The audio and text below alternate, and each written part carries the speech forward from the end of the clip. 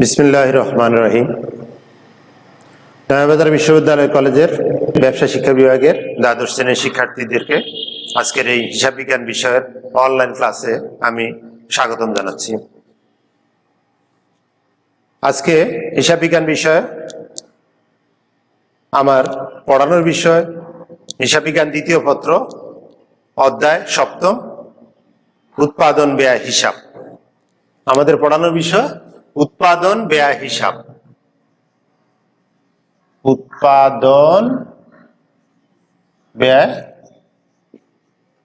হিসাব সপ্তম অধ্যায় উৎপাদন ব্যয় হিসাব। এর আগে আমি তোমাদেরকে একটা ক্লাস নিয়েছিলাম উৎপাদন ব্যয় হিসাবের উপরে। একটা ব্যবসা প্রতিষ্ঠানে পণ্য উৎপাদন করে মার্কেটে যখন আমরা পণ্য বিক্রি করি, সেই পণ্যের উৎপাদন এবং বিক্রয় পর্যন্ত সমস্ত ব্যয়গুলোকে হিসাবভুক্ত করতে হয়। কারণ আমরা যদি উৎপাদন ব্যয় হিসাব না করি তাহলে পণ্যের সঠিক ব্যয়ের হিসাবটা সংরক্ষণ করা যায় না, বাজেট তৈরি করা যায় না, বিক্রয় মূল্য নির্ধারণ করা ভুল হবে, সঠিকভাবে বিক্রয় মূল্য নির্ধারণ হবে না।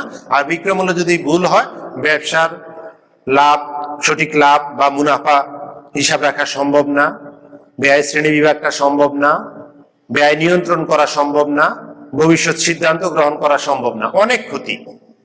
তাহলে সঠিকভাবে উৎপাদন ব্যয় হিসাব রাখার মাধ্যমে ব্যবসায়িক কার্যক্রম সুষ্ঠুভাবে সুন্দরভাবে পরিচালনা করা যায়, ভবিষ্যতের যে কোনো ব্যবসায়িক সিদ্ধান্ত সঠিকভাবে নেওয়া যায়, সঠিকভাবে বিক্রয় মূল্য নির্ধারণ করা যায়, বাজেট প্রণয়ন করা যায়,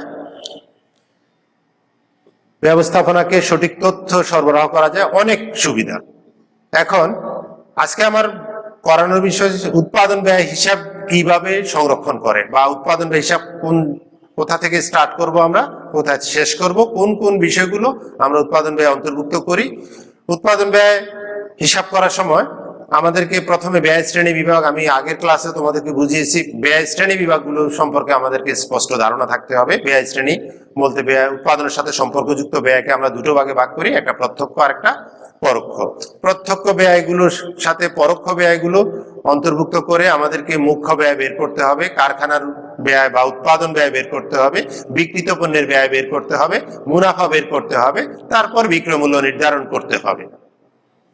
উৎপাদন ব্যয় হিসাবের বা উৎপাদন ব্যয় বিবরণী তৈরি করার জন্য আমাদেরকে প্রথমে যে প্রত্যক্ষ খরচ কোনগুলো সেটা জানতে হবে। প্রত্যক্ষ খরচ, একটা পণ্য উৎপাদন করতে গেলে মনে করো আমি একটি কলম উৎপাদন করব, সেই কলম উৎপাদনের করার জন্য আমার প্রথমে কাঁচামাল লাগবে। কাঁচামাল ব্যতীত আমি কাঁচামাল বলতে প্লাস্টিক, বল পেন তৈরি করলে আমি যে কলমটা তৈরি করবো তার কাঁচামাল সাধারণত প্লাস্টিক, সেই প্লাস্টিক এবং কালি, নিব, এগুলা আমার কাঁচামাল। সেই কাঁচামালটা লাগবে। শুধু কাঁচামাল হলে পণ্য হবে না, কাঁচামালের সাথে এটাকে প্রক্রিয়াজাত করার জন্য লেবার বা শ্রম ব্যয় লাগবে, মজুরি লাগবে। সেই মজুরিটা যোগ করার পরে এর সাথে কিছু ডাইরেক্ট কস্ট আছে, প্রত্যক্ষ খরচ আছে, সেটা অন্তর্ভুক্ত করতে হবে। তাহলে প্রত্যক্ষ মজুরি, প্রত্যক্ষ কাঁচামাল, প্রত্যক্ষ খরচ, এই তিনটা বিষয়কে একসাথে অন্তর্ভুক্ত করলে যেটা পাই এটাকে আমরা বলি মুখ্য ব্যয়, প্রাইম কস্ট বা মুখ্য ব্যয়।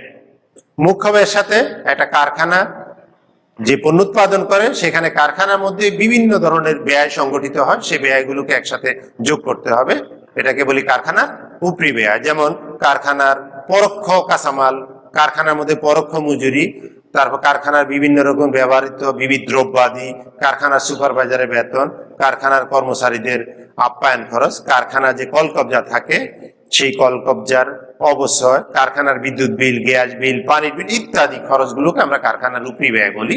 সমস্ত কারখানার উপরি ব্যয় আমরা যোগ করব। যোগ করার পর আমরা পণ্য উৎপাদনের ক্ষেত্রে অনেক সময় অনেক পণ্য সম্পূর্ণ উৎপাদিত হয় না, কিছু পণ্য কিছু অংশ উৎপাদিত হয়েছে, যে বডি তৈরি হয়েছে, আমি নিব ব্যবহার করতে পারি নাই, কালি ব্যবহার করতে পারি না, অথবা নিব কালি সবই ব্যবহার করছি কিন্তু এটা প্যাকিং হয় নাই, বিক্রয়ের জন্য রেডি হয় নাই, এই ইনকমপ্লিট অপ্রস্তুতকৃত বা আংশিক উৎপাদিত পণ্য অথবা প্রক্রিয়াধীন মাল, এটাকে বলি আমরা রানিং ওয়ার্ক, যেটা work in process, work in progress বা চলতি কার্য বলি। চলতি কার্যের প্রারম্ভিক ব্যালেন্সটা আমরা যোগ করব, আর সমাপনী ব্যালেন্সটা, সমাপনী টাকাটা বাদ দিব। আবার অনেক সময় অকেজ পণ্য, বাতিল পণ্য, ভগ্নাবশেষ থাকে, যেটা বিক্রি করে আমরা কিছু টাকা পেতে পারি, এটাকে বলি অকেজ পণ্য, বাতিল পণ্য বা ভগ্নাবশেষ বিক্রয় মূল্য। সেই টাকাটাও বাদ দিব। বাদ দেওয়ার পরে যে টাকাটা পাবো এটাকে বলা হয় কারখানা ব্যয় বা উৎপাদন ব্যয়। উৎপাদন ব্যয় আমেরিকান পদ্ধতিতে উৎপাদন ব্যয় বলা হয়, ব্রিটিশ পদ্ধতিতে এটাকে বলা হয় কারখানা ব্যয়। তাহলে সেই উৎপাদন ব্যয়ের সাথে আমরা যদি উৎপাদিত পণ্য, সম্পূর্ণ প্রস্তুত বা তৈরি পণ্য প্রারম্ভিক ব্যালেন্সটা যোগ করি আর সমাপনী ব্যালেন্সটা বাদ দিই, তাহলে যেটা পাবো এটাকে বলা হয় বিক্রিত পণ্যের ব্যয়, কস্ট অফ গুডস সোল্ড বা বিক্রিত পণ্যের ব্যয়, বিক্রয়যোগ্য পণ্য যেটাকে বলি।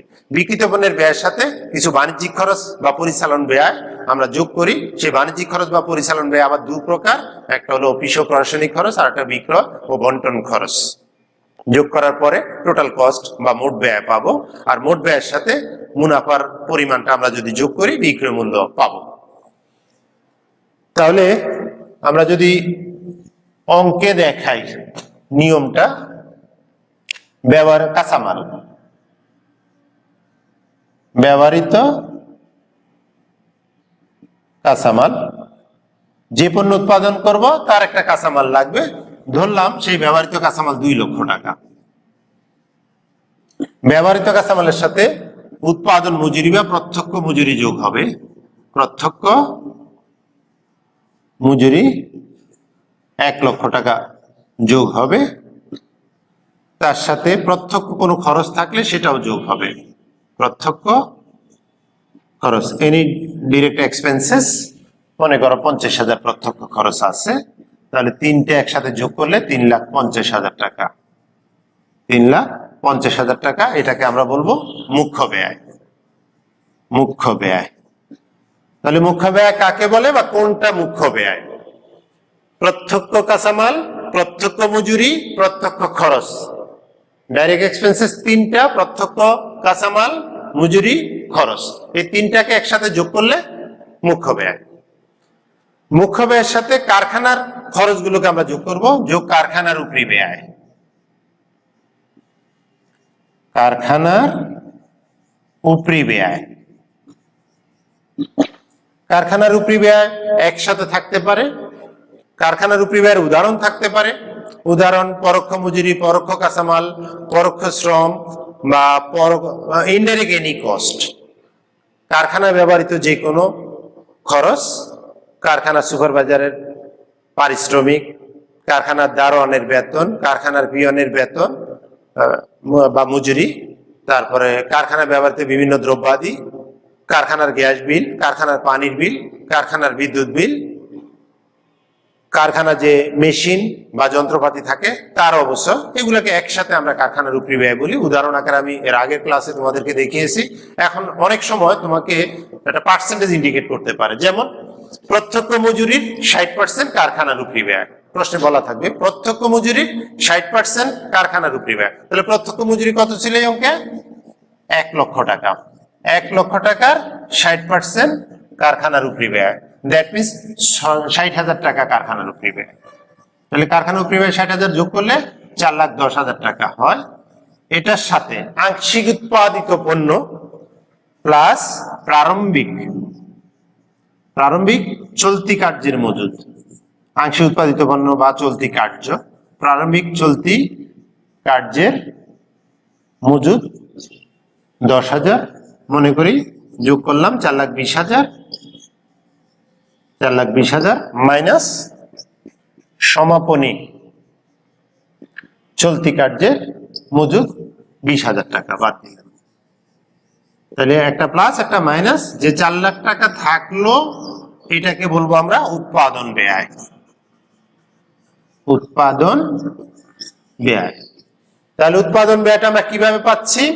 প্রত্যক্ষ কাঁচামাল, মজুরি আর প্রত্যক্ষ খরচ যোগ করলে মুখ্য ব্যয়, মুখ্য ব্যয়ের সাথে কারখানার উপরি ব্যয় যোগ করব, যোগ করার পরে চলতি কার্য বা আংশিক উৎপাদিত পণ্য, অপ্রস্তুতকৃত পণ্য বা অসম্পূর্ণ পণ্য, তার আধা উৎপন্ন পণ্য যে নামে থাকুক, তার যে পণ্যটা ইনকমপ্লিট, এখনো কমপ্লিট করা হয়নি, সম্পূর্ণ প্রস্তুত হয়নি, তার প্রারম্ভিক ব্যালেন্সটা আমরা যোগ করবো আর সমাপনী ব্যালেন্সটা বাদ দিব। বাদ দিলে যা পেলাম এটাকে বলে production cost, cost of production বা উৎপাদন ব্যয়। উৎপাদন ব্যয় থেকে আমাদেরকে বের করতে হবে বিক্রিত পণ্যের ব্যয় এবং তার সাথে মুনাফা যোগ করলে হবে বিক্রয় মূল্য। তাহলে উৎপাদন ব্যয় বিবরণীতে আমরা মূলত বিক্রয় মূল্যটা নির্ধারণ করি, বিক্রয় মূল্যটা বের করি। সেখানে আমি আবার উৎপাদন ব্যয় দিয়ে স্টার্ট করলাম। উৎপাদন ব্যয় 4 লক্ষ টাকা। এই উৎপাদন ব্যয়ের সাথে উৎপাদিত পণ্য প্রারম্ভিকটা যোগ হবে, যোগ প্রারম্ভিক উৎপাদিত পণ্য। প্রারম্ভিক উৎপাদিত পণ্যের মজুদ 50,000 টাকা, যোগ করলাম 4,50,000 মাইনাস সমাপনী উৎপাদিত পণ্য 1 লক্ষ টাকা। তাহলে 1 লক্ষ টাকার মাল যদি আমার কাছে সমাপনী থাকে সেটা আমরা বাদ দিব। বাদ দেওয়ার পরে যে 3,50,000 টাকা থাকলো এটাকে বলবো আমরা বিক্রিত পণ্যের ব্যয়। বিক্রিত পণ্যের ব্যয়। বিক্রিত পণ্যের ব্যয়ের সাথে বাণিজ্যিক খরচটা যোগ হবে, যোগ পরিচালন ব্যয় বা বাণিজ্যিক খরচ। বাণিজ্যিক খরচ, বাণিজ্যিক খরচ দুটো ধরন আছে, একটা অফিস খরচ, একটা বিক্রয় খরচ। তাহলে আমরা যদি অফিস খরচ, অফিস খরচ 80,000 টাকা নিলাম, আর বিক্রয় খরচ, বিক্রয় খরচ 70,000 টাকা নিলাম, টোটাল 1,50,000 টাকা বাণিজ্যিক খরচ যোগ করলাম।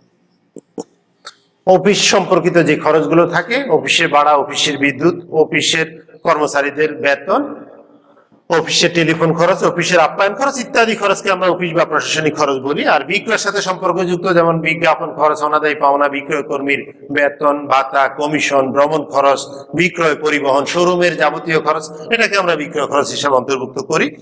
তাহলে 2 রকমের খরচ, অফিস প্রশাসনিক খরচ, বিক্রয় বন্টন খরচ। এই অঙ্কে 80,000 70,000 যোগ করলাম 1,50,000। তাহলে 3.5 লাখ আর 1,50,000 যোগ করলে মোট 5 লক্ষ টাকা মোট ব্যয়। 5 লক্ষ টাকা হলো মোট ব্যয়। মোট ব্যয়ের সাথে যোগ মুনাফা, মুনাফা যোগ করতে হবে। সেই মুনাফার পরিমাণটা হতে পারে, আমি যদি বলি মোট ব্যয়ের 20% লাভ হয়, মোট ব্যয় 20% লাভ করি, তাহলে মোট ব্যয় 5 লাখ টাকা, 20% মানে 1 লক্ষ টাকা লাভ করি আমরা। তাহলে সেই ক্ষেত্রে টোটাল 6 লক্ষ টাকা হবে বিক্রয় মূল্য। বিক্রয় মূল্য 6 লক্ষ টাকা। বিক্রয় মূল্য 6 লক্ষ টাকা। তাহলে শিক্ষার্থীরা, উৎপাদন ব্যয়ের মাধ্যমে আমরা কিভাবে পণ্যের বিক্রয় মূল্য নির্ধারণ করি, আমি সেই বিষয়টা তোমাদেরকে অঙ্কের মাধ্যমে দেখিয়েছি। তোমরা তোমাদের বই এবং বইয়ের নিয়ম এবং বইতে যে উদাহরণগুলো আছে সেটা যদি ভালোভাবে লক্ষ্য করো, তাহলে উৎপাদন ব্যয় হিসাবের মুখ্য ব্যয় থেকে উৎপাদন ব্যয়, বিক্রিত পণ্যের ব্যয় এবং বিক্রয় মূল্য নির্ধারণ করা তোমাদের জন্য সহজ হবে। আশা করি পরবর্তী ক্লাসে আরো বিস্তারিত আমরা আলোচনা করার সুযোগ পাবো। সেই প্রত্যাশায় তোমরা ভালো থেকো, সুস্থ থেকো। ধন্যবাদ সবাইকে।